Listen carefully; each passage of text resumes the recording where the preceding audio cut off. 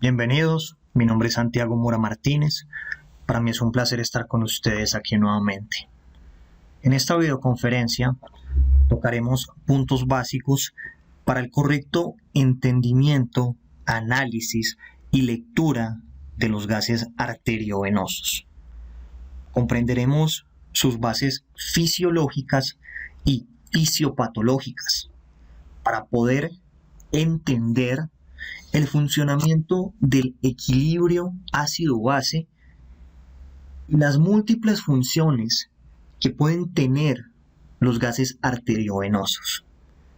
Los gases arteriovenosos son una herramienta que no solo sirve para el diagnóstico de trastornos en el equilibrio ácido-base.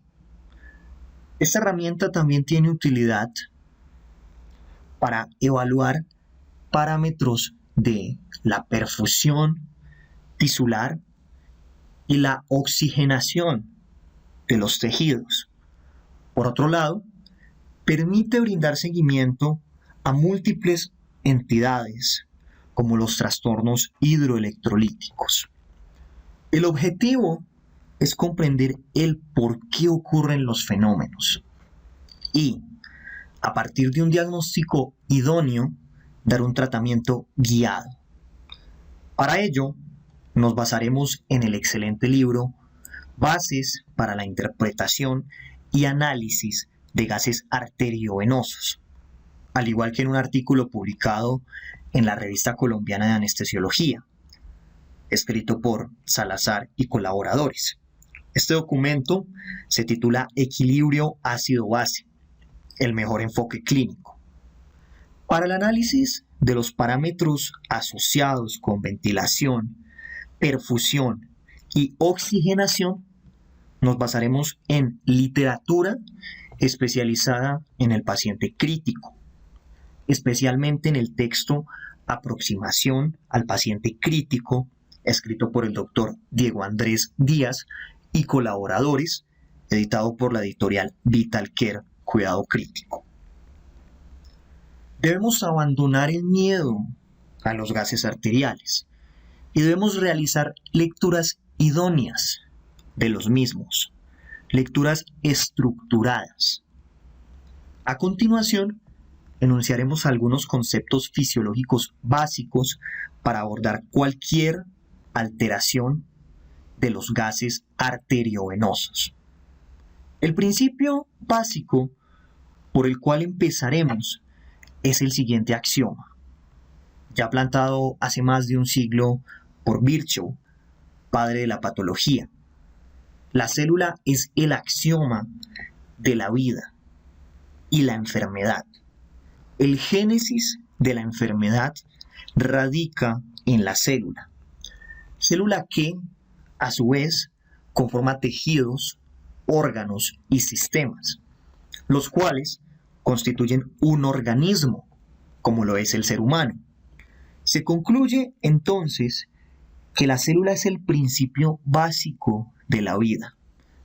En promedio, un humano tiene unas 100 billones de células.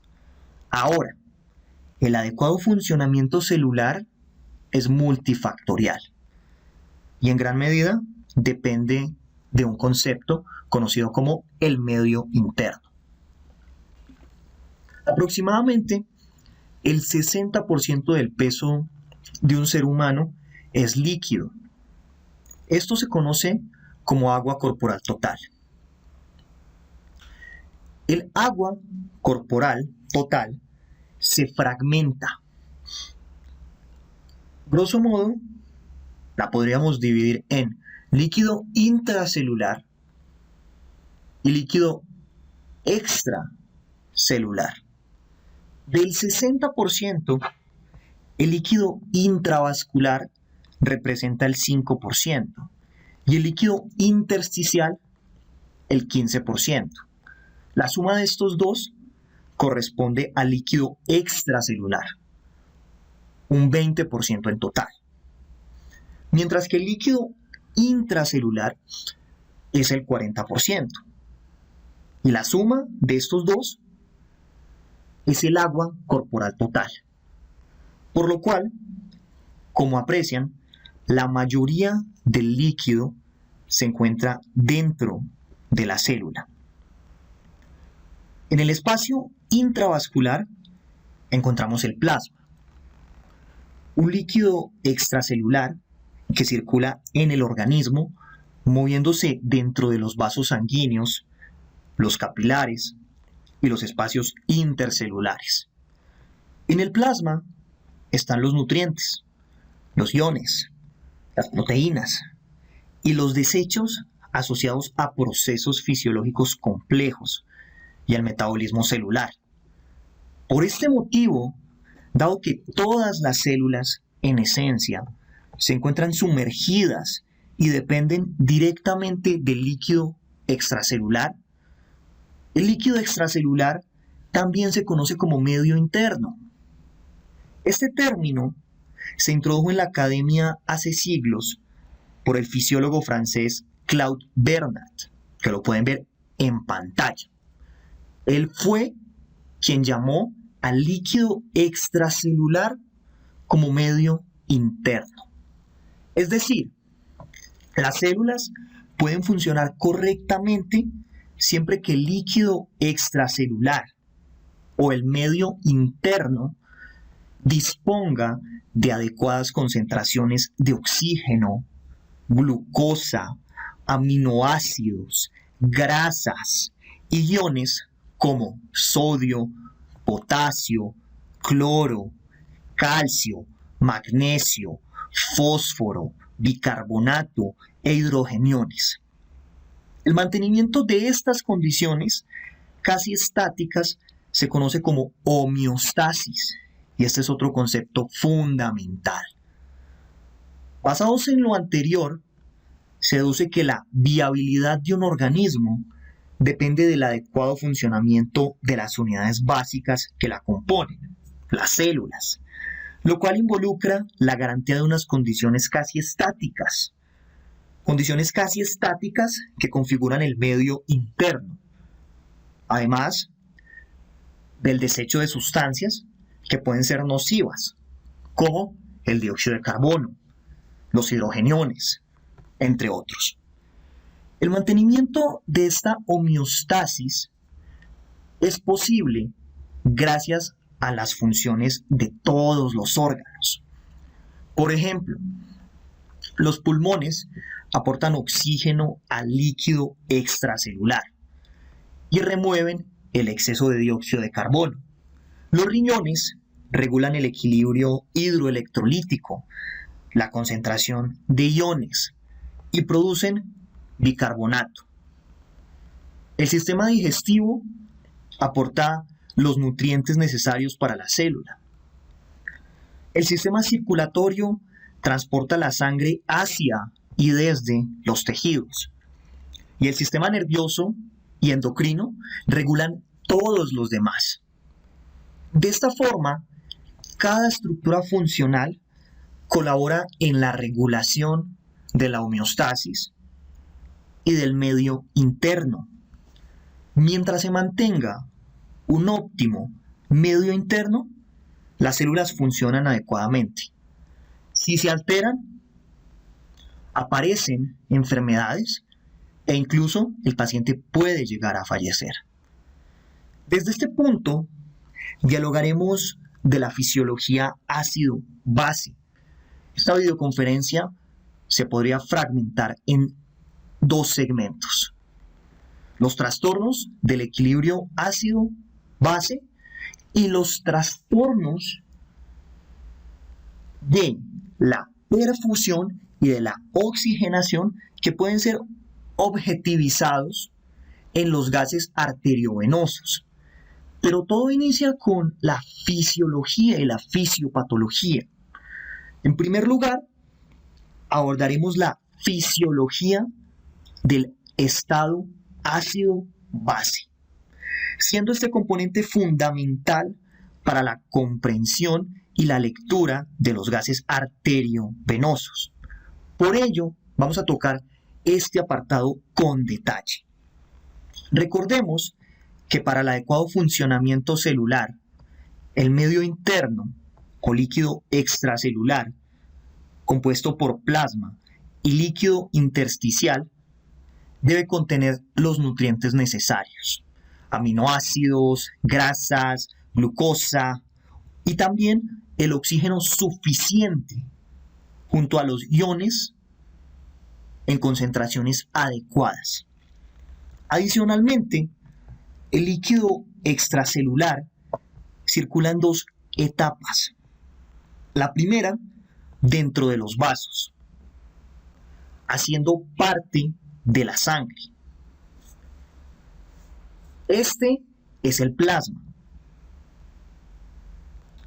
La segunda es el movimiento del líquido entre espacios intercelulares de las células tisulares y los capilares sanguíneos. Esto representa al líquido intersticial. La sangre se compone por plasma, plaquetas, eritrocitos y leucocitos. A medida que la sangre atraviesa capilares, intercambia líquido extracelular entre el plasma de la sangre y el líquido intersticial. Esto traduce en que el líquido extracelular intersticial del plasma e intersticio se está mezclando continuamente, manteniendo la homogeneidad en cuanto a las concentraciones de sodio, potasio, cloro, bicarbonato e hidrogeniones. Podríamos decir que las concentraciones son similares en plasma y en líquido intersticial. Las concentraciones de hidrogeniones influyen en los sistemas enzimáticos de la célula, por ende, en el funcionamiento celular en sí, por lo cual debe ser regulado precisamente. Cualquier alteración en la concentración de hidrogeniones modifica marcadamente la homeostasis. Si se compara con otros iones, la concentración de hidrogeniones en el medio interno es muy baja, lo que da continuidad al siguiente concepto: la temida ecuación del pH.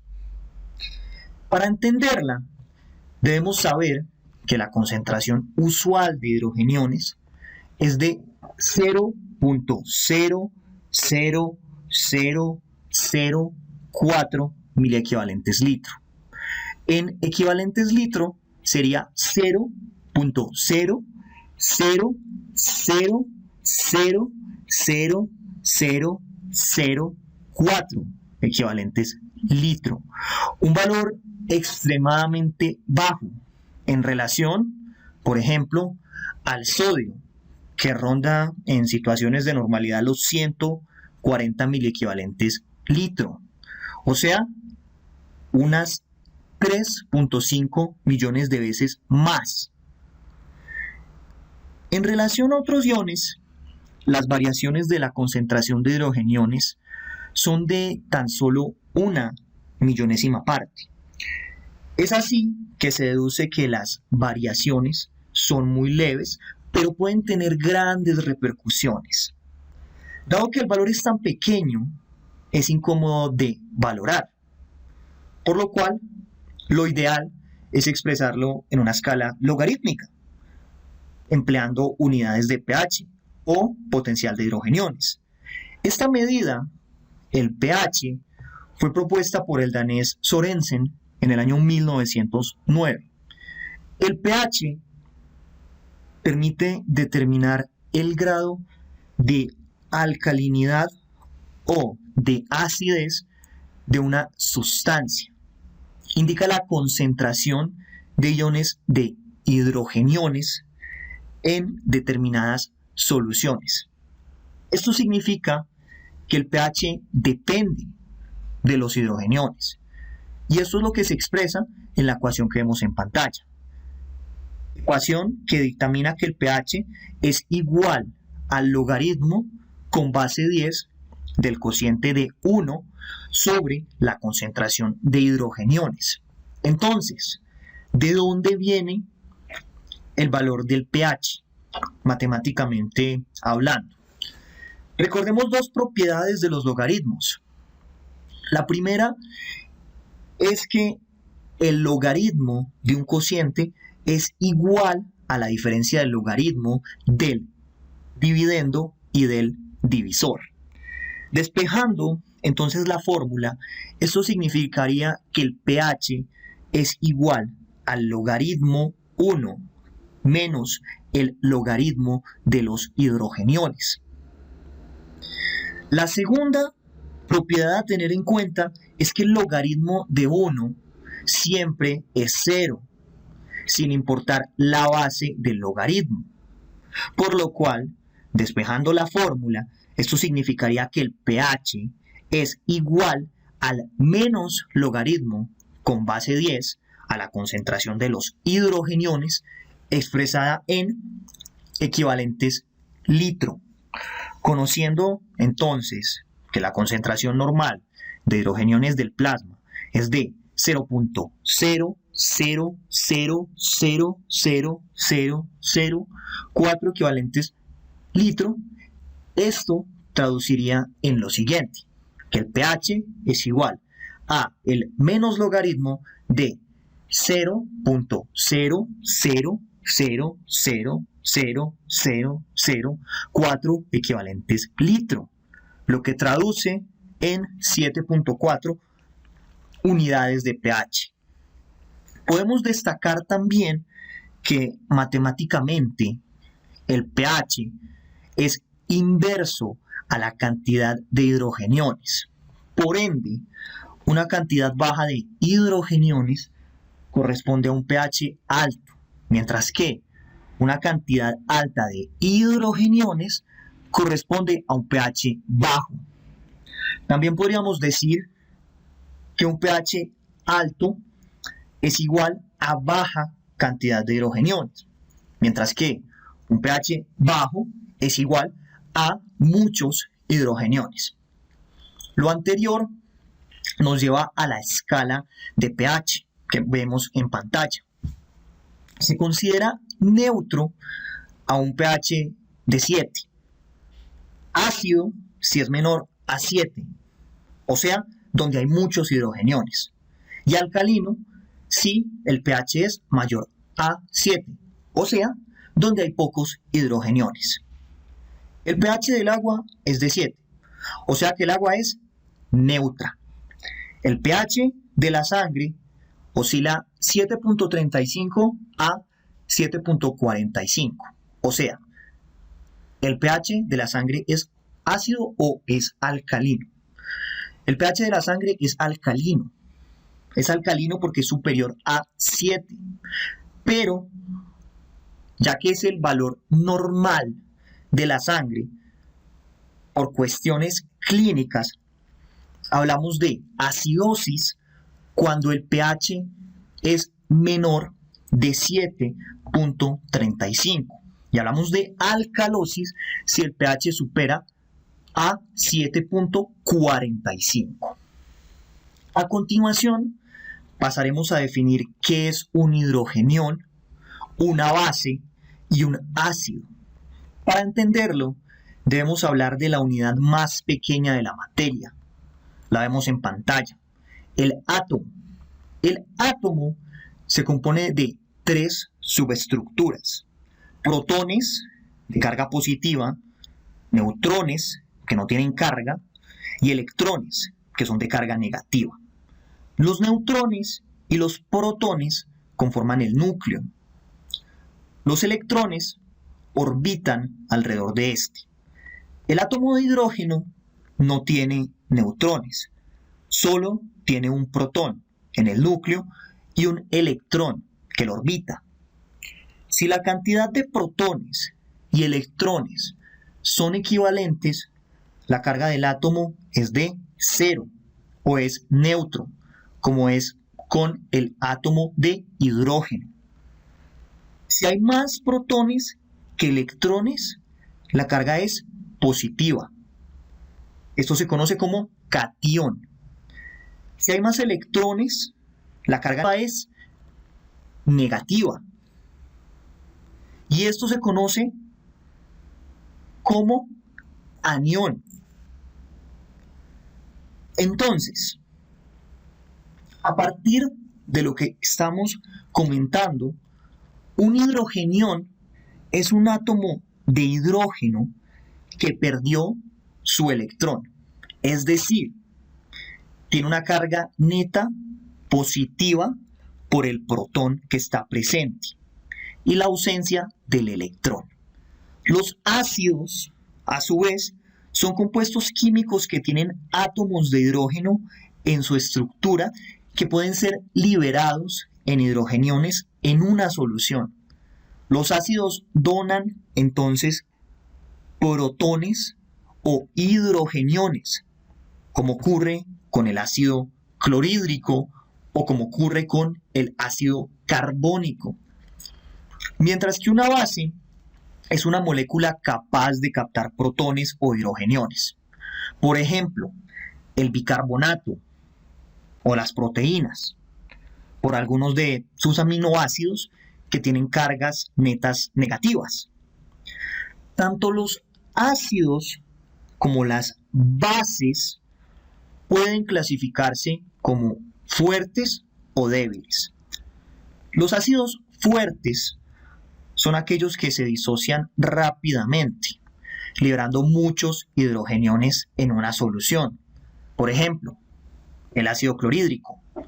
Los débiles liberan hidrogeniones con menos fuerza, como ocurre con el ácido carbónico. Una base fuerte es la que reacciona rápidamente con los hidrogeniones y los elimina rápido, como el ion hidroxilo. Y los débiles lo hacen más paulatinamente, como el bicarbonato.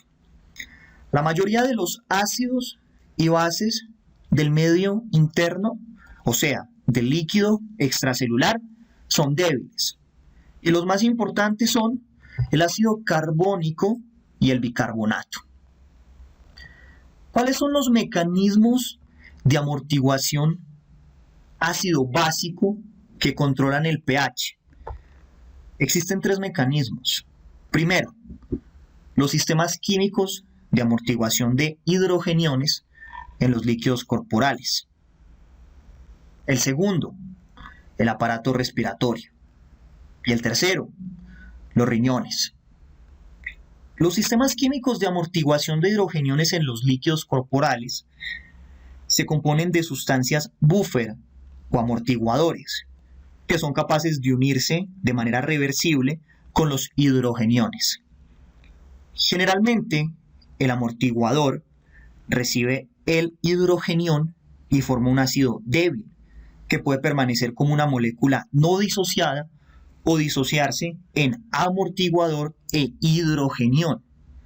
Si aumenta la concentración de hidrogeniones, la reacción se desplaza a la derecha, por lo cual, si el buffer está disponible, aumenta la unión.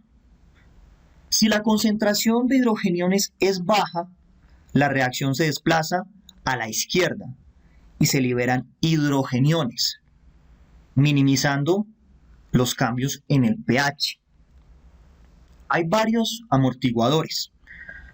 Por ejemplo, el bicarbonato, el fosfato, las proteínas. El más importante en el cuerpo humano es el bicarbonato. El bicarbonato reacciona con hidrogeniones formando ácido carbónico, que puede disociarse en dióxido de carbono o en agua.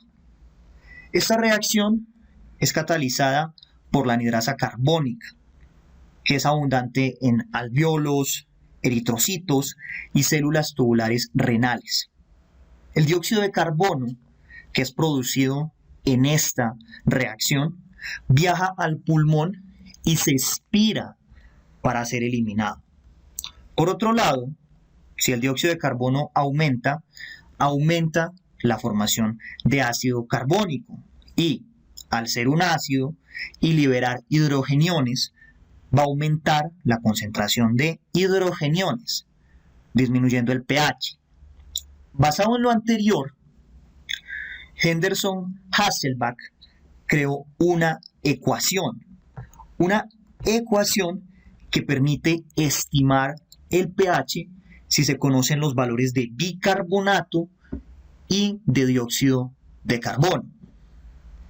Esta afirma que el pH es igual a 6.1 más el logaritmo base 10 del bicarbonato dividido la multiplicación de 0.03 por la PCO2.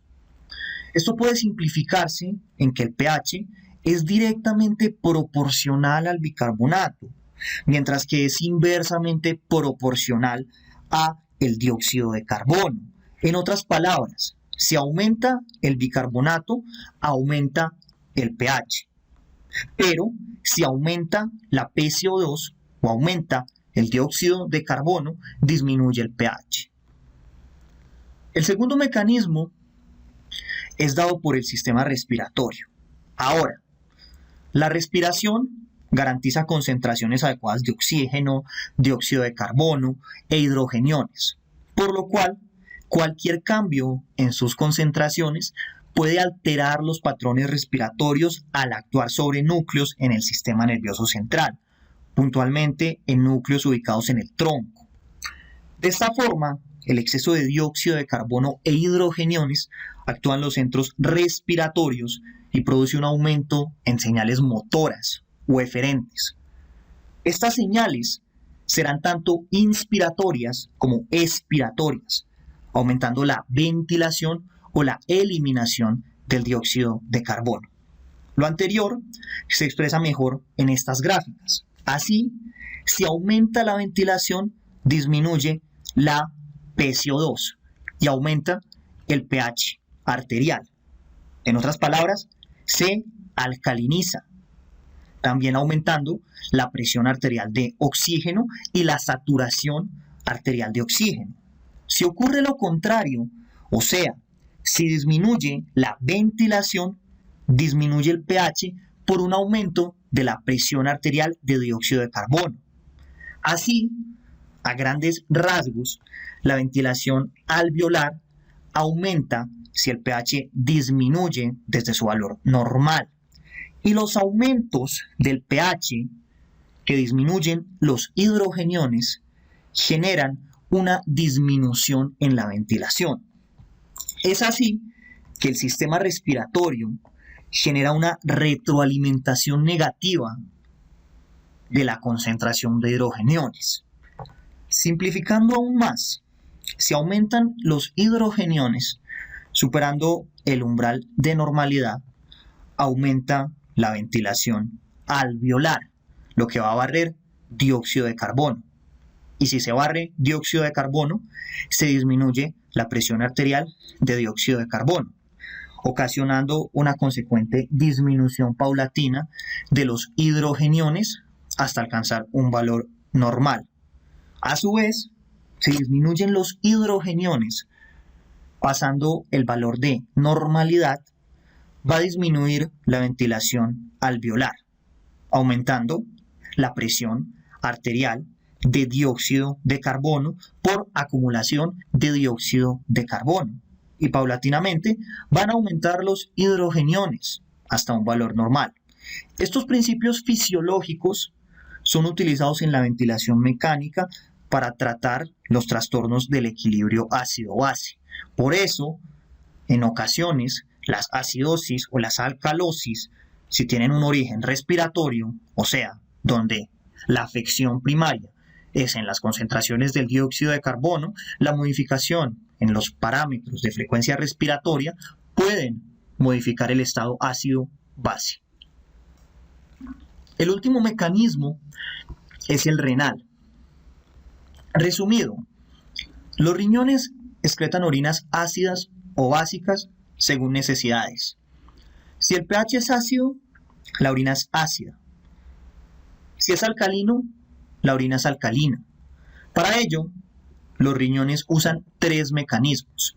Primero, secretan o reabsorben hidrogeniones mediante la acción del cotransportador sodio-hidrogeniones, en el cual por un sodio reabsorbido, se excreta un hidrogenión. Ese hidrogenión se une con bicarbonato filtrado y produce ácido carbónico, que se disocia en dióxido de carbono y agua. El agua continúa su curso o se reabsorbe y el dióxido de carbono atraviesa la membrana de la célula de la pared tubular proximal y en el interior de la célula interactúa con una molécula de agua gracias a la anhidrasa carbónica y genera ácido carbónico. El ácido carbónico, al ser un ácido, puede liberar un hidrogenión que nuevamente puede ser intercambiado o disociado, generando bicarbonato. Bicarbonato que puede ser absorbido o secretado. Por ende, si aumentan hidrogeniones en el medio interno, la secreción de hidrogeniones aumenta y aumenta la reabsorción de bicarbonato. Pero si los hidrogeniones disminuyen, la secreción de los mismos disminuye y aumenta también la secreción de bicarbonato. El último mecanismo es la producción de nuevo bicarbonato, que ocurre gracias a la unión de dióxido de carbono generado en la célula tubular que se une con agua en una reacción que es catalizada por la famosa anhidrasa carbónica. Y este ácido carbónico puede disociarse en hidrogeniones y bicarbonato. Y este bicarbonato se reabsorbe. Entendido lo anterior, podemos dialogar de trastornos del equilibrio ácido-base.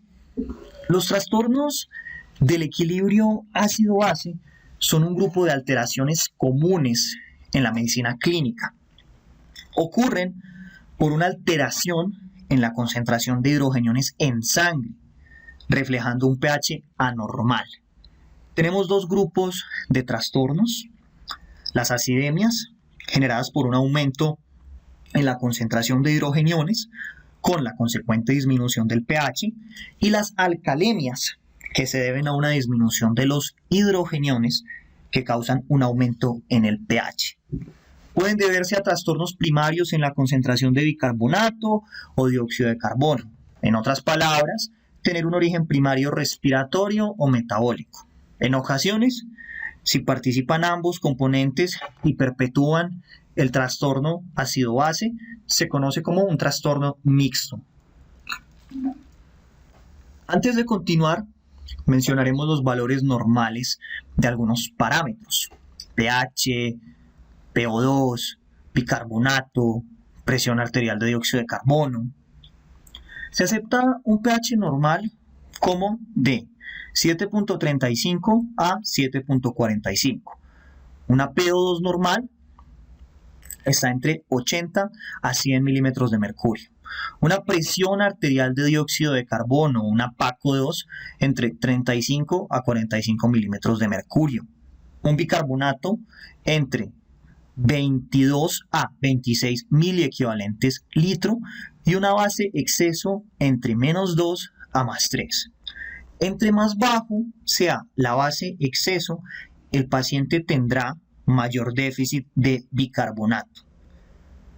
No olviden esto, ya que la base exceso va a ser un parámetro que mencionaremos mucho. Hay algoritmos específicos en base de este parámetro.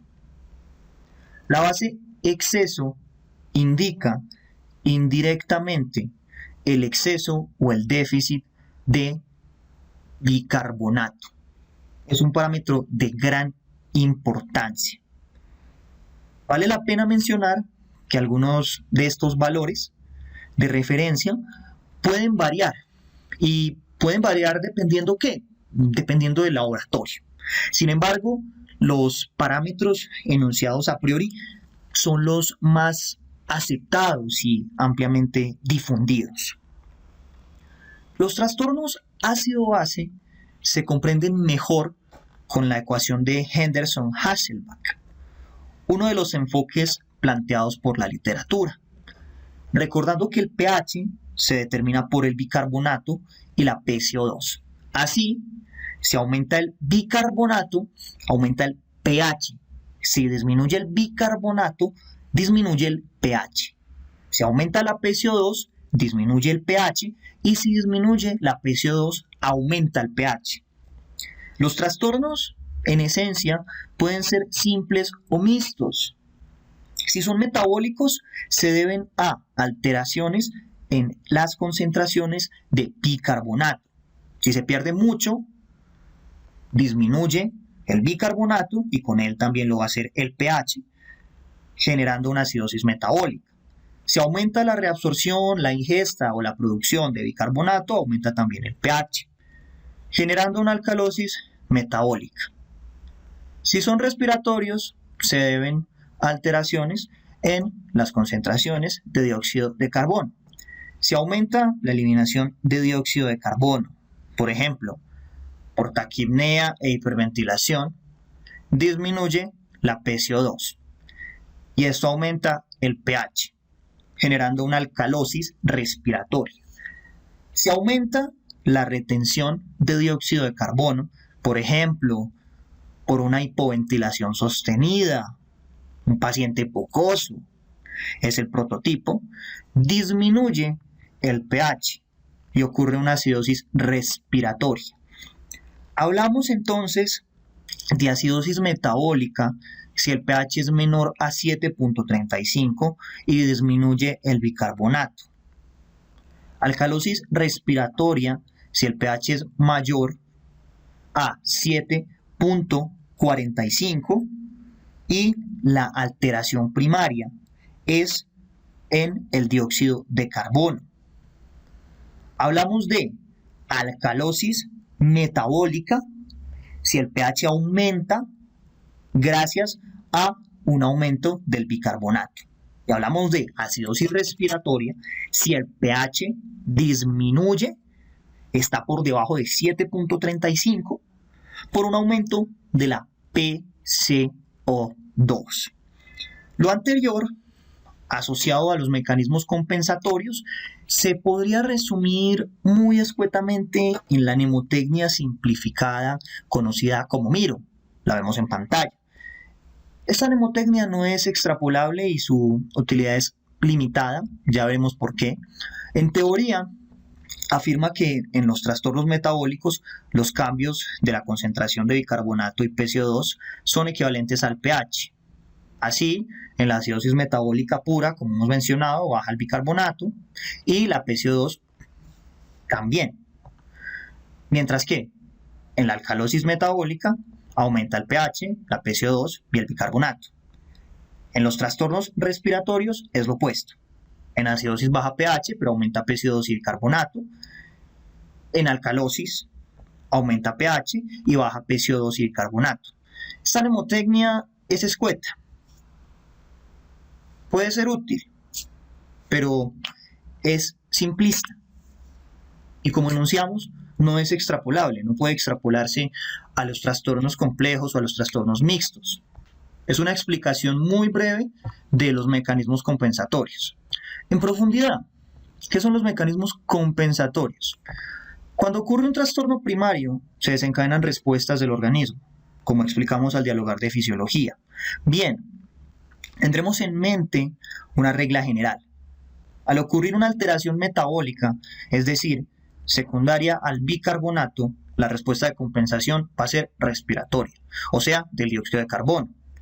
Es así como si ocurre una acidosis metabólica en la cual disminuye el bicarbonato, se va a aumentar la retención de dióxido de carbono, intentando alcanzar la normalidad. Si ocurre una alcalosis metabólica por aumento del bicarbonato, el paciente va a intentar hiperventilar para barrer dióxido de carbono y buscar una regulación del pH. Mientras que si el trastorno es respiratorio, la compensación va a ser procedente del bicarbonato o va a ser renal. Así, se disminuye la presión de dióxido de carbono, aumenta el pH, causando una alcalosis respiratoria y, como respuesta, se aumenta la eliminación de bicarbonato para disminuirlo y buscar acidificar la sangre hasta un valor normal. En caso de que se genere una acidosis respiratoria, esta se genera por el aumento del dióxido de carbono y lo que va a ocurrir es que el riñón va a aumentar la reabsorción y la producción de bicarbonato buscando regularse. Si la respuesta compensatoria es suficiente para regular el pH, se habla de que el trastorno está compensado. Si no es así, se trata de un trastorno parcialmente compensado. Pero si tanto un componente respiratorio como metabólico participan en la perpetuación del trastorno, se trata de un trastorno mixto. Acá las cosas empiezan a poner un poco más complejas.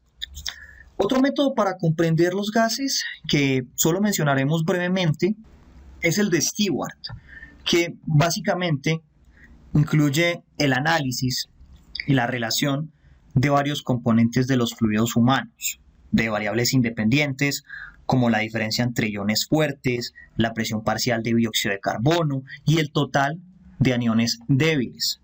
También involucra variables independientes y las leyes de la conservación de la materia, la ley de la acción de masas y el principio de electroneutralidad.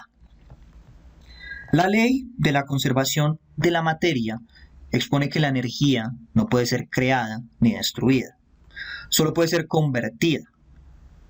La ley de acción de masas afirma que una sustancia incompletamente disociada alcanza un equilibrio de disociación cuando las reacciones de izquierda a derecha se complementan con las reacciones de derecha a izquierda.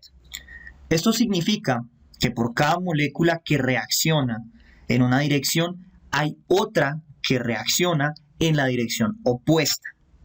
El punto en que se logra este equilibrio es la constante de equilibrio y está determinado por las características de las moléculas y del medio en el que están disueltas. Y la ley de electroneutralidad, que mencionaremos más adelante cuando hablemos del hiato o la brecha aniónica, el principio de electroneutralidad del agua dice que la suma de las cargas positivas y negativas en el agua debe ser siempre de cero. Este enfoque es complejo, pero sirve para afirmar que la manipulación de alguna de las variables independientes modifica la concentración de hidrogeniones. Sin embargo, se debe tomar en cuenta que el dióxido de carbono difunde libremente a través de todas las membranas, por lo que no puede ser usado para regular el pH. Las proteínas no cruzan intactas las membranas biológicas y el fosfato es regulado en el riñón y el intestino para mantener la homeostasis de calcio más que para regular el pH. Entonces, para Stewart, y ese es el enfoque de Stewart, existen muchos enfoques distintos. El mecanismo que genera ajustes en el pH es la diferencia de iones fuertes, que se determina por los cationes fuertes en la solución menos los aniones fuertes de la solución. Los cationes fuertes para Stewart son el sodio, el potasio, el calcio y el magnesio, mientras que los aniones fuertes son el cloro, son el sulfato y el lactato. Esto llevaría a afirmar que las alcalosis o acidosis respiratorias son aquellas donde la variable afectada es el dióxido de carbono y la respuesta compensadora es por cambios de la diferencia de iones fuertes, mientras que la acidosis metabólica se debe a un aumento en las condiciones que causan una reducción de la diferencia de iones fuertes o un incremento total de los aniones débiles. A la inversa, la alcalosis metabólica es un proceso donde la diferencia de iones fuertes plasmática aumenta y el total de iones débiles disminuye. Si desean profundizar, les recomiendo el artículo que ven en pantalla de Hauby y su equipo, que fue publicado en la Revista Mexicana de Anestesiología en el 2006. Sí, es un artículo un poco viejo. tiene una fecha superior a 5 años, pero créanme que es un artículo muy ilustrativo para comprender este enfoque. En esta diapositiva podemos ver a grandes rasgos los perfiles del estado ácido-base. Hablamos de un paciente con un perfil normal cuando tiene un pH entre 7.35 a 7.45, con concentraciones de PCO2 de 35 a 45 milímetros de mercurio y bicarbonato entre 22 a 26. Hablamos de acidosis metabólica cuando el pH es menor a 7.35, la PCO2 menor a 35 milímetros de mercurio y el bicarbonato menor a 22. Una alcalosis metabólica cuando el pH es superior a 7.45 con PCO2 superior a 45 milímetros de mercurio y bicarbonato superior a 26 miliequivalentes por litro. Acidosis respiratoria cuando hay un pH menor a 7.35 y hay una PCO2 mayor a 45 milímetros de mercurio con un bicarbonato superior a 26 miliequivalentes por litro. Hablamos de alcalosis respiratoria cuando el pH es superior a 7.45, la PCO2 es menor a 35 milímetros de mercurio y el bicarbonato es menor a 22 miliequivalentes por litro. Una acidosis mixta sería un patrón donde el pH es menor a 7.35, la PCO2 es superior a 45 milímetros de mercurio y el bicarbonato es menor a 22 miliequivalentes por litro. Miren que ambos componentes participan y ambos componentes perpetúan el trastorno ácido-base. Y la alcalosis mixta sería el perfil donde el pH está por encima de 7.45, la PCO2 está por debajo de 35 milímetros de mercurio y el bicarbonato está por encima de 26 miliequivalentes por litro. Por otro lado, debemos recordar que si la respuesta compensatoria es suficiente para que el pH esté en un valor normal, se considera que el trastorno primario está compensado. Si persiste anómalo, se trata de un trastorno que está parcialmente compensado. Otro aspecto muy importante es comprobar que el resultado de los gases es real. Este es el paso número 1 para leer gases. Esto es factible mediante el siguiente nomograma que vemos en pantalla. Para ello, debemos calcular la fórmula de la concentración total de hidrogeniones, fórmula que dictamina que los hidrogeniones totales son iguales al resultado de la división entre la PCO2 y el bicarbonato multiplicado por 24.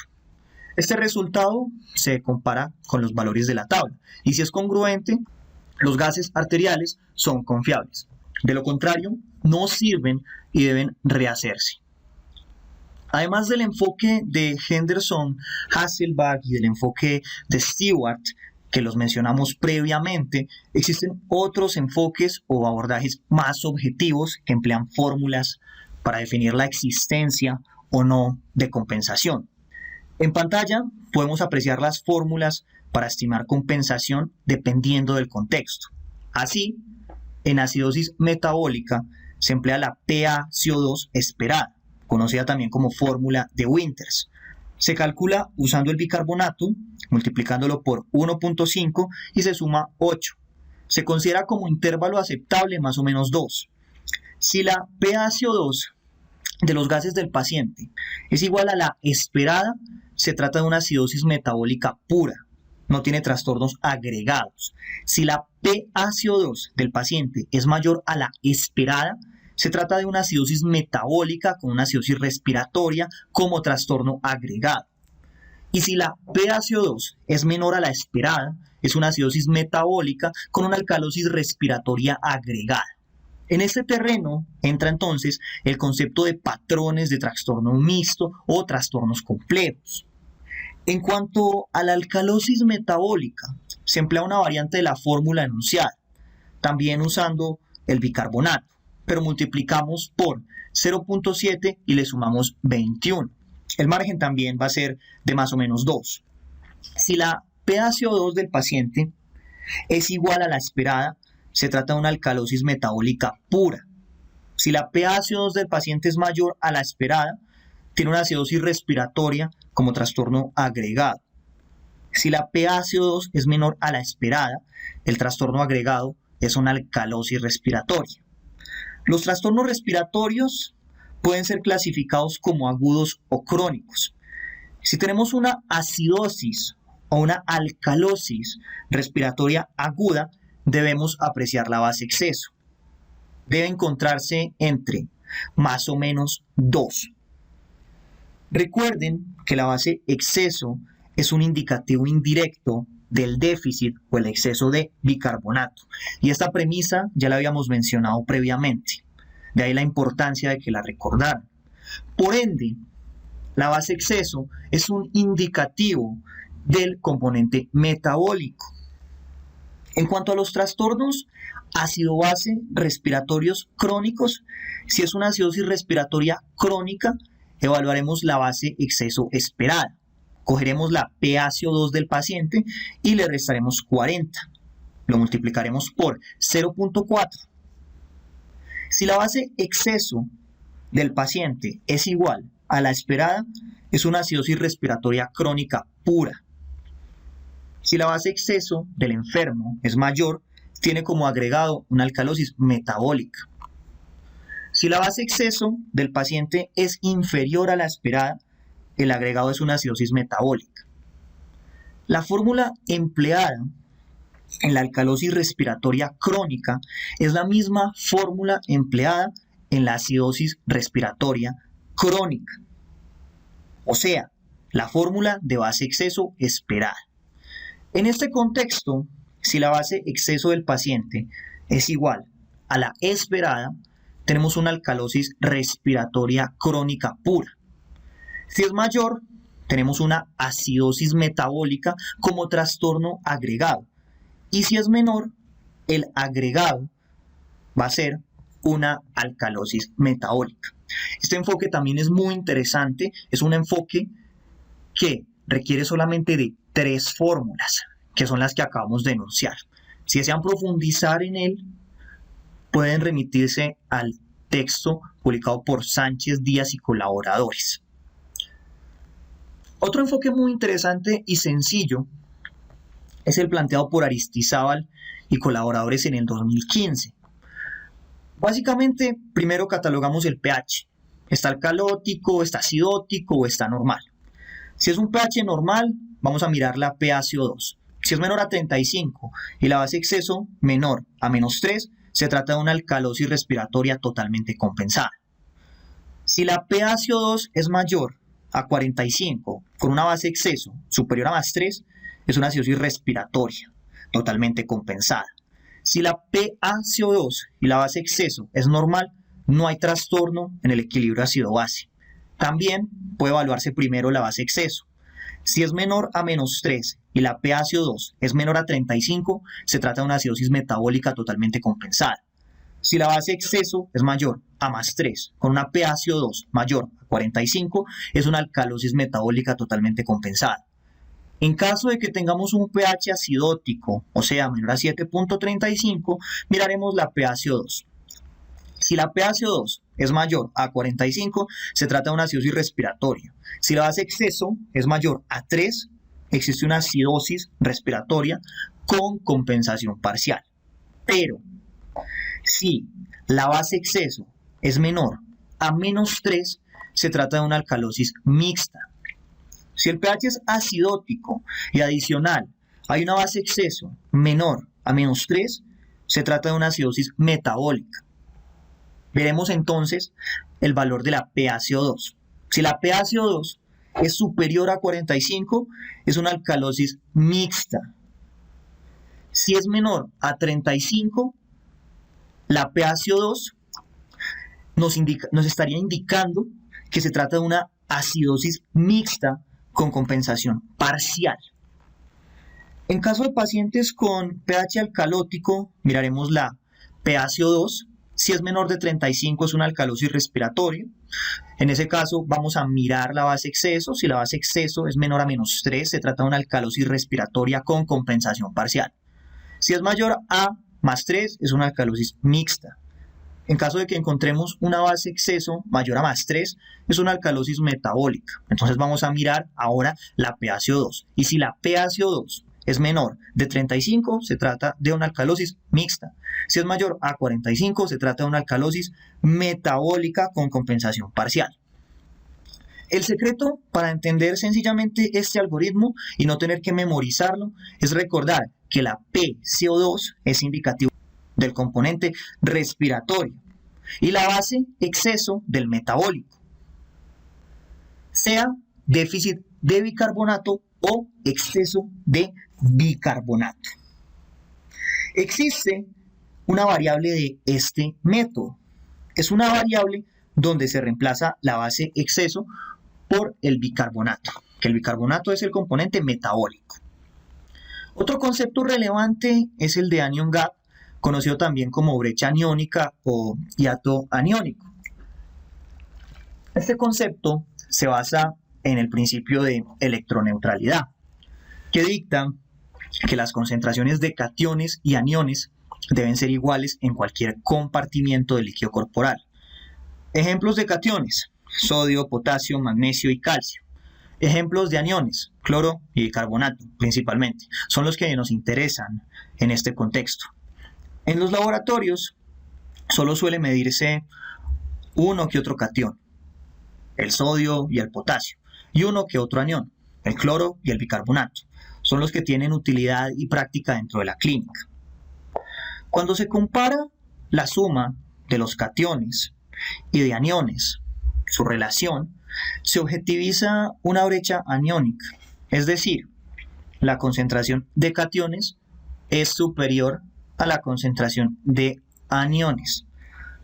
Dado que el principio de electroneutralidad no puede ser violado, el plasma debe contener aniones no medidos que cubren ese hiato. Ese es el anion gap. El anion gap se calcula con la suma del sodio y del potasio. Algunos autores modifican la fórmula y no tienen en consideración el potasio. Nosotros vamos a tener en consideración el potasio, como dictamina la fórmula original. A ese resultado se le resta el bicarbonato, sumado al cloro. Lo normal es que el anion gap esté entre 8 a 12. En caso de que no se utilice el potasio, el valor normal es de 12 a 16. El anion gap nos permite sospechar algunas etiologías de la acidosis metabólica. Si es elevado, es una acidosis metabólica normoclorémica, que puede ser por ingesta de glicoles o también por ingesta de oxiprolina, alteraciones en el nivel de lactato, consumo de metanol, intoxicación por salicilatos, falla renal, rhabdomiólisis o una cetoacidosis. Si es normal, la diarrea puede ser una causa. Esta es una acidosis metabólica e hiperclorémica. Otras causas de esto pueden ser la insuficiencia adrenal, la acidosis tubular renal, las fístulas intestino-biliar pancreáticas, las enfermedades renales crónicas o el consumo de acetazolamida. En resumen, la utilidad del anion gap es para diagnósticos diferenciales en el contexto de una acidosis metabólica. Aquí mencionaremos algunos causales comunes de los trastornos primarios. Esto es sumamente importante, dado que el tratamiento de los trastornos ácido-base es la corrección de la causa. No es per se tratar el trastorno ácido-base. El tratamiento es tratar la causa que está generando esa alteración en el estado ácido-base. Causas de acidosis metabólica: cetoacidosis diabética, acidosis láctica, ingestión de salicilatos, intoxicación por metanol o por etilenglicol, diarrea, acidosis tubular renal tipo 1, enfermedad renal crónica, acidosis tubular renal tipo 4, etc. Causas de alcalosis metabólica: emesis, ingestión de bicarbonato de sodio, ingesta de diuréticos de asa, consumo de tiacidas. Causas de acidosis respiratoria: hipercapnia, enfermedad pulmonar obstructiva crónica, uso de opioides, barbitúricos, anestésicos, lesiones en el sistema nervioso central, parálisis de los músculos respiratorios, neumonías, un edema pulmonar agudo. Causas de alcalosis respiratoria: básicamente hiperventilación, ventilación mecánica o exposición a altitudes elevadas. Otras utilidades de los gases arteriovenosos. Como enunciamos en un inicio de la ponencia, la utilidad de los gases no se limitan exclusivamente a la evaluación del estado ácido-base. Ese es un componente pequeño. Los gases arteriovenosos son una excelente herramienta porque los gases arteriovenosos tienen gran utilidad en el cuidado crítico respiratorio y cardiovascular. Ahora nos centraremos en ello. Los gases permiten evaluar la oxigenación. Esto se hace viendo la presión arterial de oxígeno, la presión alveolar de oxígeno, alveolo arterial de oxígeno, el índice arterioalveolar o índice de AS y la PaFiO2. También permiten evaluar la ventilación mediante la cuantificación de la presión arterial de dióxido de carbono. Permiten dar seguimiento a cualquiera de las 4 fallas respiratorias y también permiten evaluar la perfusión. Complementariamente, pueden ser útiles en trastornos hidroelectrolíticos, como los que dialogamos en nuestra serie de videoconferencias sobre tales temas. También algunos pueden servir para dar seguimiento, aunque sea poco preciso, a los niveles de hemoglobina, con el fin de evitar realizar muchas flebotomías. Adicionalmente, los gases permiten calcular contenidos arteriales de oxígeno, contenidos venosos de oxígeno y contenidos capilares de oxígeno. Más adelante vamos a mencionar todos estos parámetros y todas las fórmulas que acabo de decirles y sus respectivos subrogados. Debemos mencionar algunos principios sobre los gases antes de continuar. Primero, se debe considerar que los gases ocupan un volumen, ejercen una presión sobre el contingente donde están, y esto va a depender de la frecuencia de la colisión de las moléculas contra las paredes del recipiente. Y esto, a su vez, va a determinarse por la temperatura. Esto nos lleva a hablar de la ley del gas perfecto. Esta ley dictamina que mientras el número de moléculas, que es n en esa ecuación, se mantenga constante y las relaciones matemáticas que se expresan por R en la ecuación se mantengan proporcionales, las relaciones entre presión, que es P, volumen, que es V, y temperatura, que es T, son predecibles. Esto nos lleva a 3 reglas subrogadas. La primera es la ley de Boyle, que define que a una temperatura constante la presión varía inversamente proporcional con el volumen. La segunda es la ley de Charles, que dicta que si la presión es constante, el volumen y la temperatura varían en forma directamente proporcional. Por último, está la ley de Gay-Lussac, que afirma que si el volumen es constante, la temperatura y la presión van a variar en forma directamente proporcional. Esto equivaldría matemáticamente, si les interesa, a decir que P1 sobre T1 es igual a P2 sobre T2. Fíjense bien que de estas leyes, solo la ley de Boyle es la ley que es inversamente proporcional. Esa es la única inversamente proporcional. Todas las otras leyes, la de Charles y la de Gay-Lussac, son inversamente proporcional. Otra ley muy importante, pero muy sencilla, es la ley de Dalton. La ley de Dalton afirma que la presión total es igual a la suma de las presiones parciales individuales. Entonces, la presión total de un contingente que tiene 4 o 5 tipos de gases distintos va a ser la suma individual de esos 4 o 5 gases, como hemos expresado en la parte inferior de la diapositiva. La ley de Henry también es importante. Esta afirma que el número de moléculas de gas que se disuelve en un líquido con el cual el gas no reacciona, un solvente, esto es lo más importante, que no reaccione, es directamente proporcional a la superficie del líquido y la constante de proporcionalidad expresa la solubilidad del gas en el líquido. En otras palabras, ¿esto qué significa? Esto plantea la relación que hay entre un gas que está en una interfaz aire-líquido que no reacciona, por lo cual no se modifica o pierde sus propiedades. Para que entiendan mejor, por favor miren la imagen, miren la parte inferior derecha, ese esquema que está ahí dibujado, donde ven una línea negra que representa una interfaz y un componente que es el aire y otro componente que es el líquido. Tenemos un gas que está representado por círculos blancos, una interfaz o una membrana de color negro y un espacio donde hay aire y otro espacio donde hay líquido. La ley de Henry plantea que en estas condiciones, donde no hay reacción, se genera un equilibrio. Por ende, si cuentan, van a ver que en cada lado, el lado del aire y el lado del líquido, solo hay 4 moléculas de gas. El gas son esas bolitas blancas. En el ser humano, en condiciones normales, esto se cumple básicamente con el dióxido de carbono. ¿Por qué? Por su velocidad de difusión. Recuerden que la velocidad de difusión del dióxido de carbono en relación al oxígeno es de 25,1, siendo privilegiado ¿cuál? El dióxido de carbono. ¿Por qué? Porque se difunde más rápido. El contingente de aire en el contexto del humano sería el alveolo y el interfaz sería la membrana alveolo-capilar. Y el contingente líquido estaría siendo representado, ¿por qué? Por los capilares. La ley de Graham es otra ley importante que dictamina que los índices de difusión a través de orificios o membranas porosas son inversamente proporcionales a la raíz cuadrada del peso molecular. ¿Esto qué significa? Como aprecian en la imagen inferior, las moléculas con menor peso molecular logran atravesar las membranas más fácilmente, ya que tienen un mejor gradiente de difusión. Un ejemplo fisiológico es el oxígeno y el nitrógeno.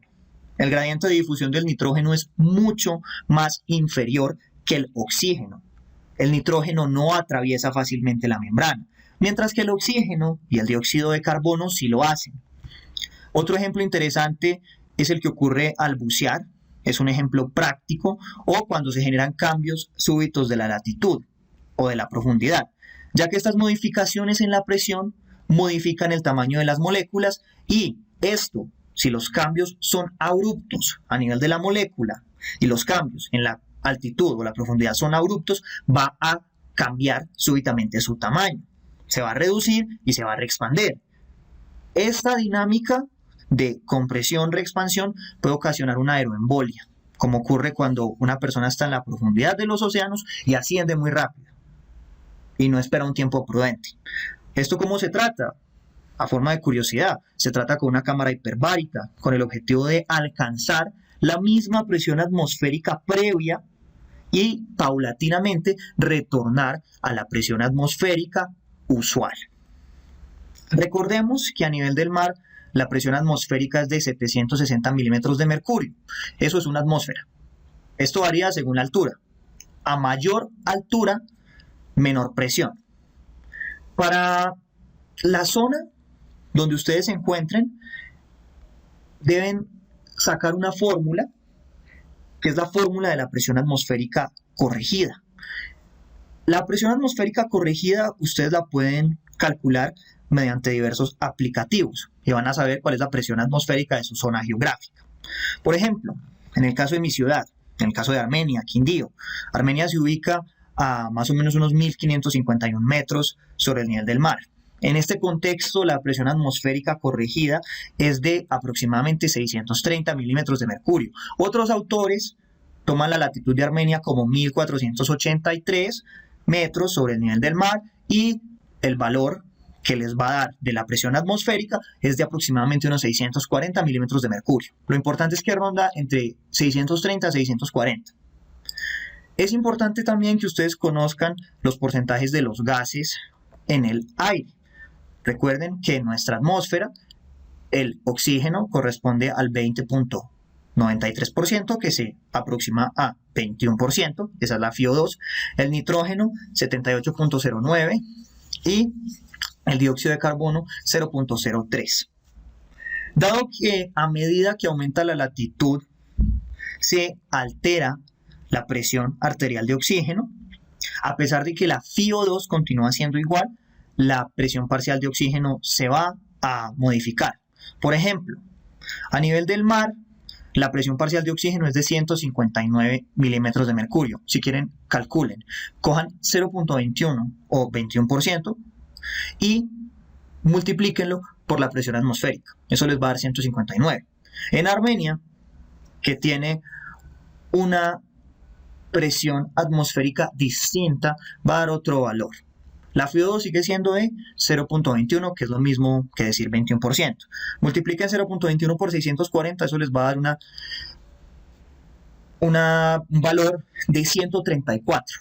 134.4 sería entonces la presión parcial de oxígeno. Y lo mismo aplica con todos los otros gases, pueden hacerlo con el nitrógeno, con el dióxido de carbono. Lo hablado hasta este momento nos lleva a dialogar de dos conceptos: oxigenación, que es todo aquello lo que se relacione con el oxígeno, y ventilación, que es todo aquello lo relacionado con dióxido de carbono. La oxigenación es multifactorial. Algunos de sus determinantes son la fracción inspirada de oxígeno, la difusión de este gas en la sangre, el tiempo de difusión del mismo, la relación ventilación-perfusión y la perfusión alveolar. La ventilación, a su vez, depende de la ventilación alveolar, la mecánica respiratoria, el espacio muerto y el volumen corriente, entre otros. Los gases arteriales y venosos son herramientas, sobre todo los arteriales, que nos permiten evaluar estos dos puntos.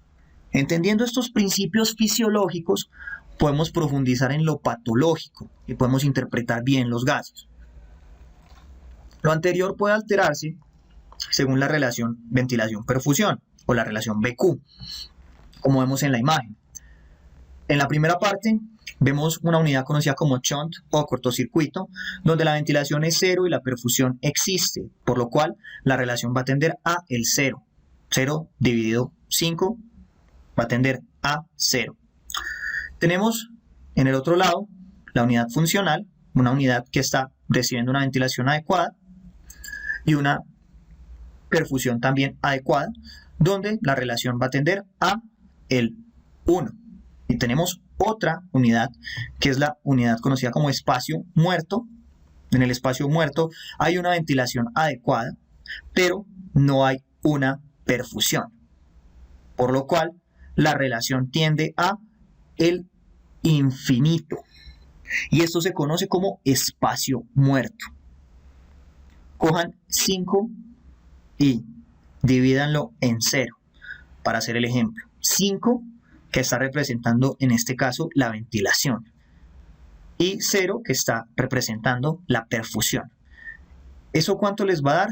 Les va a dar un resultado que va a tener una tendencia hacia el infinito, a diferencia de el shunt o cortocircuito, donde la ventilación es de 0 y la perfusión existe. Por ejemplo, la perfusión es de 5, por lo cual si ustedes hacen el cálculo les va a dar 0. En cuanto a la obtención de la muestra para los gases, cuando hablamos de toma de gases, lo ideal es que siempre la toma inicialmente sea distalmente. Si hablamos de gases arteriales, se puede tomar a nivel radial, cubital, femoral. Excepcionalmente, si alguien es muy experto, pero esto no debería hacerse en una primera oportunidad, a nivel braquial. Entre más proximal se tome el gas, más peligroso es. Entre más distal es más seguro. Otra posibilidad que también se ha utilizado, pero actualmente está en desuso, es la toma pédrea. En caso de que el paciente requiera más de 2 tomas de gases arteriales, debe ponerse una línea arterial. Antes de tomar gases en la radial, es muy importante que se evalúen las colaterales, al igual que la circulación de los arcos palmares. ¿Eso cómo se hace? Eso se hace con el test de Allen. El test de Allen sirve para evaluar la permeabilidad arterial y comprueba colaterales. Para hacerlo, se debe comprimir con los dedos la arteria cubital y radial a nivel de la muñeca. La mano se tiene que poner a un nivel cercano al corazón y se cierra y se abre la mano para exsanguinarla. Una vez se exsanguinaron los arcos, se suelta uno de los lados, el radial o el cubital, y se revisa el tiempo. Se cuenta el tiempo de llenado. El llenado debe ser rápido. Se considera menor a 5 como un resultado negativo, entre 6 a 9 como un resultado que no es claro, pero es preferible no hacerlo. Y si es mayor a 10 es positivo. El problema es que esta prueba no es muy sensible, tampoco es muy específica. Lo que sí es claro es que si no hay una óptima perfusión en el lugar, ahí no deben tomarse gases arteriales. Es peligroso, puede terminar en una amputación. Siempre debemos actuar en pro de los pacientes. Ese es el único objetivo de todos los facultativos, enfermeros, médicos, etcétera, etcétera. Servir. En otras punciones, como la femoral, puede emplearse ultrasonido o también se puede realizar la toma mediante anatomía, considerando la mnemotecnia VAN. Pueden apreciar que en la zona más interna está la vena, luego está la arteria y luego está el nervio. Es recomendable emplear gases arteriales y venosos. ¿Por qué? Dado que evaluar ambos permite evaluar el equilibrio entre aporte y consumo de oxígeno. En otras palabras, la perfusión tisular. Cuando analizamos la saturación venosa de oxígeno, podemos evaluar múltiples variables, ya que esta depende del aporte cardíaco. Y el aporte cardíaco depende del gasto. Y el gasto cardíaco depende de la precarga, la poscarga, la frecuencia cardíaca y la contractilidad. El transporte de oxígeno, que depende de la hemoglobina, y la curva de disociación, que depende de la hemoglobina. La oxigenación y el consumo del mismo. Recuerden que el consumo puede elevarse en algunas entidades patológicas como la sepsis, la fiebre, los quemados, las convulsiones, etc. Entonces, una saturación venosa de oxígeno baja puede indicar un estado de anaerobiosis. De esta forma, si la objetivizamos como baja, debemos preguntarnos la causa. ¿Acaso es por alguna alteración en la precarga? ¿Acaso es por alguna alteración en la poscarga? ¿Acaso es por alguna alteración en la frecuencia? ¿O acaso es que la oxigenación está disminuida por algo más? Tal vez el paciente tiene baja la hemoglobina o hay algún factor que desplazó la curva de disociación. Podemos preguntarnos también si estas modificaciones se deben a que el paciente entró en algún estado que aumenta el consumo de oxígeno, etc. Lo ideal es que para medir la saturación venosa de oxígeno se obtenga la muestra como gases venosos mezclados o mixtos. Estos se tienen que tomar cerca del capilar pulmonar con un catéter de arteria pulmonar en el lumen distal. También pueden tomarse gases venosos centrales. Cuando se tomen, deben tomarse fuertemente para que la muestra sea una muestra representativa de la sangre de todo el organismo. Estadísticamente, Reinhardt demostró que la saturación venosa de oxígeno tomada de un catéter de arteria pulmonar o tomada de un catéter venoso central no tenía diferencias significativas. Demostró que si se tomaba de un catéter de arteria pulmonar había una pequeña disminución en relación a la tomada con la del catéter venoso central, pero no es estadísticamente significativa. Y esto se debe básicamente al drenaje de sangre venosa a nivel de la aurícula. También se debe a que el corazón consume oxígeno y también se debe a un cortocircuito fisiológico. Aquí podemos apreciar la curva de disociación de la hemoglobina. La curva de disociación de la hemoglobina tiene una forma de S itálica. En ella distinguimos una porción dependiente que es pronunciada, que corresponde a las presiones de oxígeno más bajas, menores a 60 milímetros de mercurio, y una zona aplanada en relación con las presiones de oxígeno más altas, superiores a 70 milímetros de mercurio. Entre estas dos porciones existe una zona de transición que está ubicada alrededor entre 60 y 70 milímetros de mercurio de presión de oxígeno. A niveles de presiones de oxígeno superiores a 100 milímetros de mercurio, la curva es prácticamente plana. Esta curva demuestra que la saturación de la oxihemoglobina arterial se relaciona directamente con la PO2. La presión de oxígeno al 50% de la saturación suele ser de 27 milímetros de mercurio. Debemos tener en cuenta que esta curva puede ser desplazada y se puede alterar la relación entre la presión de oxígeno y la saturación de oxihemoglobina dependiendo de algunos factores. Eso es lo más importante que debemos saber sobre esta curva aplicada a los gases arteriales. Por ejemplo, la curva de disociación se desvía hacia la derecha por el aumento de la concentración de hidrogeniones, el aumento de la 2,3-difosfoglicerato, el aumento de la temperatura o también el aumento de la PCO2. Por otro lado, la disminución de la concentración de hidrogeniones, la disminución de la 2,3-difosfoglicerato, la disminución de la temperatura y la disminución de la PCO2 desvían la curva hacia la izquierda. La hemoglobina, que tiene una tendencia de desviación hacia la derecha de la curva, tiene menor afinidad por el oxígeno. Esta es la parte práctica de la curva de disociación. Mientras que la hemoglobina, que está caracterizada por una desviación hacia la izquierda, es una hemoglobina que tiene mayor afinidad por el oxígeno. Entonces, desviada hacia la izquierda, mayor afinidad para el oxígeno. Desviada hacia la derecha, menor afinidad para el oxígeno. En relación a la medición de la saturación venosa, voy a hacer una acotación muy importante, dado que estos estudios han sido ocasionalmente mal interpretados y esto se asocia con una mala praxis. Los estudios de los que vamos a hacer una breve mención son el estudio PROCESS, PROMISE y ARISE.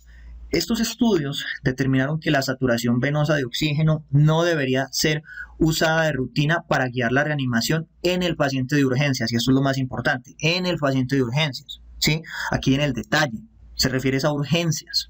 En teoría, siguiendo la academia, el paciente, luego de 2 horas, debe estar en la unidad de cuidados intensivos. Y en la unidad de cuidados intensivos, ahí sí es sumamente útil evaluar la saturación venosa de oxígeno. ¿Para qué? Para objetivar los parámetros de perfusión. Por ello, es que es sumamente importante hacer una lectura crítica de los estudios. A continuación, les voy a proponer un protocolo de lectura basado en el estado del arte. Este protocolo se centra en la evaluación de la perfusión y oxigenación, dado que previamente explicamos múltiples enfoques relacionados con los trastornos ácido-base. El paso número 1 es asegurar que los gases sean confiables. Previamente habíamos explicado esta diapositiva, así que no la voy a repetir. La vuelvo a referenciar solamente para que recuerden que antes de leer unos gases arteriales se tiene que verificar que estos sean confiables.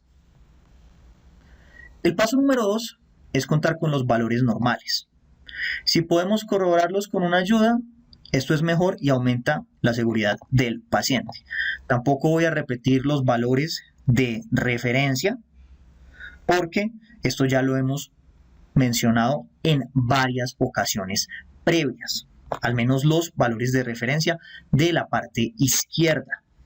Valores de referencia que sí debemos considerar y que son nuevos: la hemoglobina, 12 a 15 gramos de decilitro, la presión arterial de oxígeno de 60 a 90, la presión arterial de dióxido de carbono ya habíamos dicho que era 35 a 45 milímetros de mercurio, la saturación arterial de oxígeno entre 91 a 100, la presión alveolar de oxígeno aproximadamente 100 milímetros de mercurio, el contenido arterial de oxígeno 18 mililitros de decilitro, el contenido venoso de oxígeno 15 mililitros de decilitro, el contenido capilar de oxígeno 22 mililitros de decilitro, la PaFiO2 por encima de 300 milímetros de mercurio, el IAA que debe ser mayor a 0.8, la diferencia alveolo-arterial que debe ser menor a 15, el QSQT que debe ser menor a 5%, la saturación venosa de oxígeno que debe estar entre 70 y 75, la diferencia arteriovenosa de oxígeno que debe estar entre 4.5 a 5.5, el índice de aporte que debe estar entre 520 a 720 mililitros minuto por metro cuadrado, el índice de consumo que debe estar entre 100 a 170 mililitros minuto por metro cuadrado, la tasa de extracción que debe ser menor a 30, el lactato sérico que debe ser menor a 2.2 milimoles litro.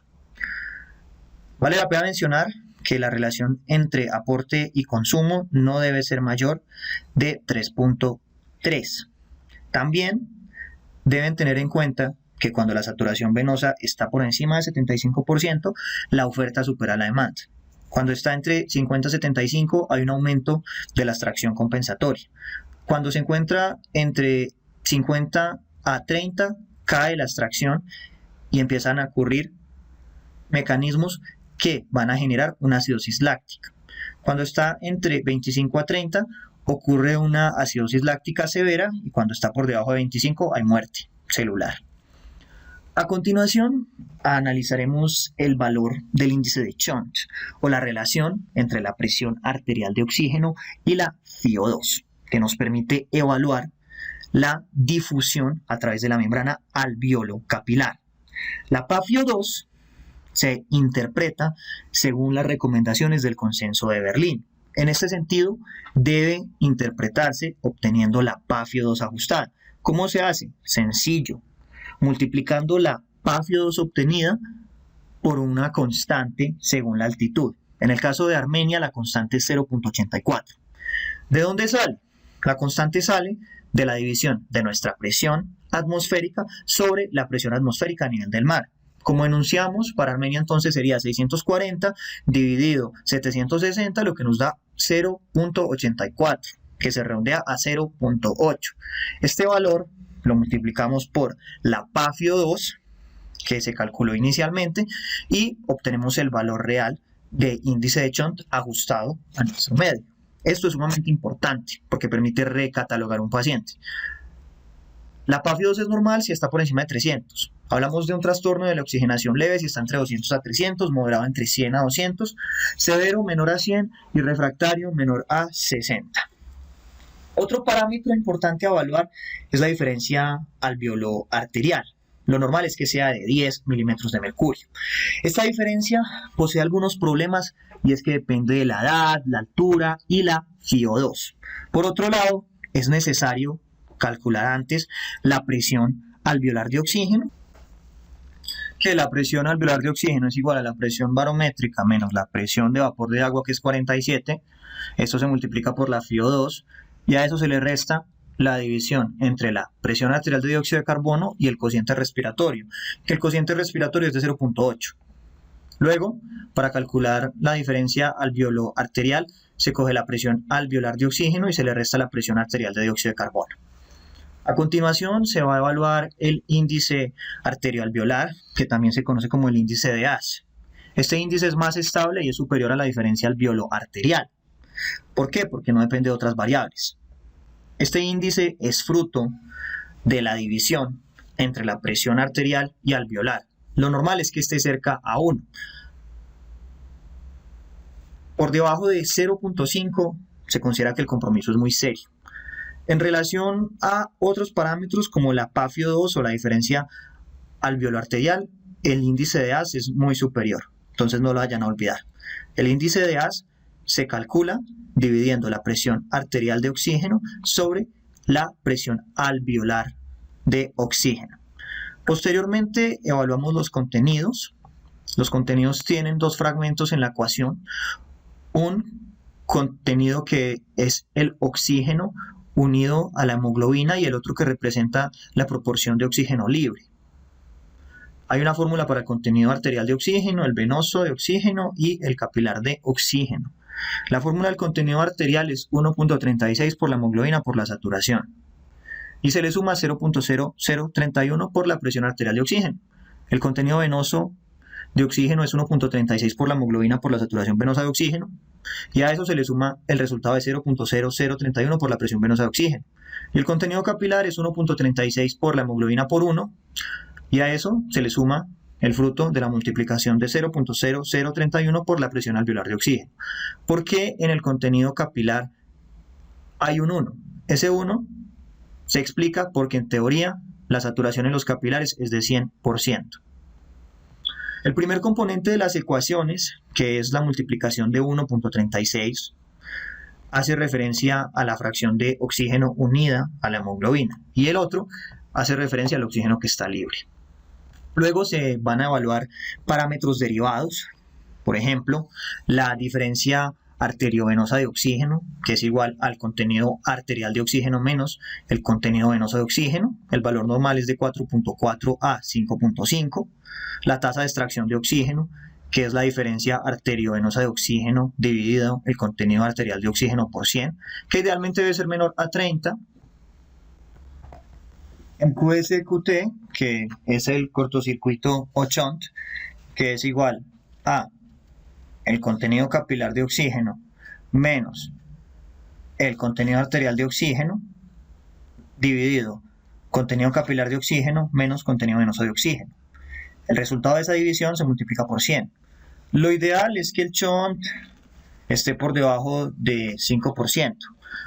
Lo podemos tolerar hasta el 10%, y el paciente lo puede tolerar hasta 20%, pero el paciente, nosotros no. Nosotros siempre debemos intentar velar que el shunt o cortocircuito o QS, QT esté por debajo de 10%. También debemos calcular otros parámetros derivados. Entonces, hay varios parámetros importantes. Vamos a empezar con el índice de aporte de oxígeno, el índice de consumo y la relación de ambos. Como les dije, existen unas particularidades con estos, y es que para calcularlos necesitamos tener el índice cardíaco, y el índice cardíaco requiere la superficie corporal y el gasto cardíaco. El gasto cardíaco puede medirse. La superficie corporal se calcula, es igual al peso multiplicado por 0.02 por 0.4. Y el índice cardíaco es el fruto de la división del gasto cardíaco sobre la superficie corporal total. Con estos datos ya podemos calcular el índice de aporte de oxígeno, el índice de consumo de oxígeno y la relación de ambos. Bien, el índice de aporte es igual al contenido arterial de oxígeno por el índice cardíaco por 10. Y el valor normal es de 520 a 720 mililitros minuto por metro cuadrado. El índice de consumo es igual a la diferencia arteriovenosa por el índice cardíaco por 10, y el valor normal es de 100 a 170 mililitros minuto por metro cuadrado. Finalmente, la relación entre ambos, o sea, la relación entre el índice de aporte y el índice de consumo, es la división de ambos parámetros. Idealmente debe ser no mayor de 3.3. Finalmente, calculamos el aclaramiento del lactato, que es igual al lactato inicial menos el lactato final, dividido el lactato final multiplicado por 100. Finalmente, tras realizar este protocolo, hemos objetivizado parámetros de oxigenación, ventilación y perfusión. Adicionalmente, previo a ello, realizamos un análisis a profundidad del estado ácido-base del paciente.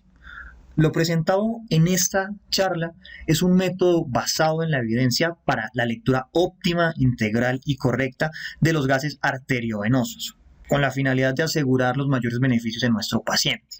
Es un enfoque integral para el paciente crítico que permite objetivizar parámetros y guiar conductas a través de metas claras y valores que nos permiten localizar la zona comprometida y los mecanismos afectados. Con esto finalizamos esta interesante temática. Espero que fuera de su agrado. Apoyen por favor el canal, suscríbanse, sigan nuestras redes sociales, denle like, dejen sus comentarios positivos. Espero que este video, donde recopilamos tanta información y resumimos tantas cosas útiles, les haya servido. Muchas gracias.